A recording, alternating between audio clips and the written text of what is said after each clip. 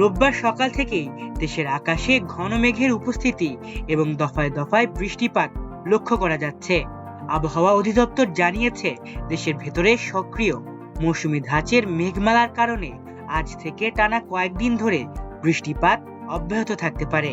এ সময় দেশের কিছু এলাকায় ভারী থেকে অতি ভারী বর্ষণের আশঙ্কাও রয়েছে, যা জনজীবন ও কৃষিখাতে উল্লেখযোগ্য প্রভাব ফেলতে পারে। সর্বশেষ পূর্বাভাস অনুযায়ী ময়মনসিংহ, ঢাকা, চট্টগ্রাম ও সিলেট বিভাগের অধিকাংশ স্থানে আজ বৃষ্টির প্রবণতা বেশি থাকবে।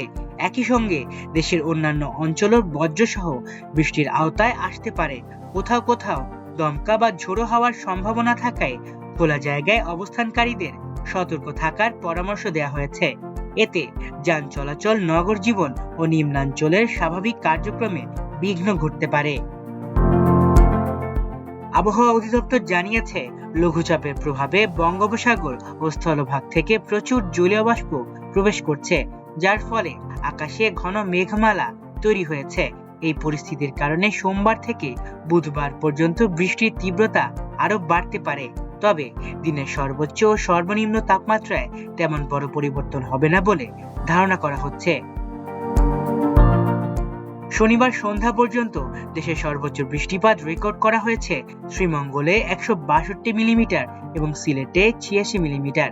টানা বর্ষণের কারণে ইতোমধ্যে উত্তর পূর্বাঞ্চলের কিছু এলাকায় পানি জমতে শুরু করেছে এবং নিচু এলাকা জলাবদ্ধতার ঝুঁকিতে পড়েছে।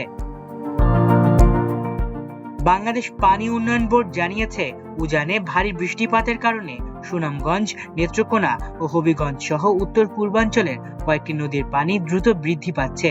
অন্তত 5টি নদীর পানি ইতোমধ্যে বিপদসীমা অতিক্রম করেছে, ফলে স্থানীয়ভাবে বন্যা পরিস্থিতি তৈরির আশঙ্কা দেখা দিয়েছে।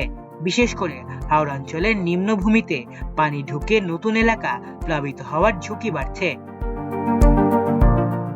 বন্যা পূর্বাভাস ও সতর্কীকরণ কেন্দ্রের তথ্য অনুযায়ী প্রাক মৌসুমী বৃষ্টির প্রভাবে আগামী 48 ঘন্টায় নদীর পানি আরো বাড়তে পারে।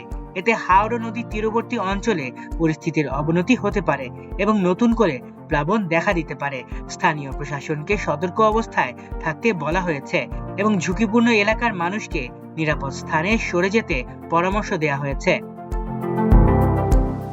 এদিকে বিশেষজ্ঞরা বলছেন, এই সময় বজ্রপাতের ঝুঁকিও উল্লেখযোগ্যভাবে বেড়ে যায়। তাই খোলা মাঠ, নদীর তীর, গাছের নিচে বা বিদ্যুৎ পরিবাহী খোলা স্থানে অবস্থান না করার পরামর্শ দেওয়া হয়েছে।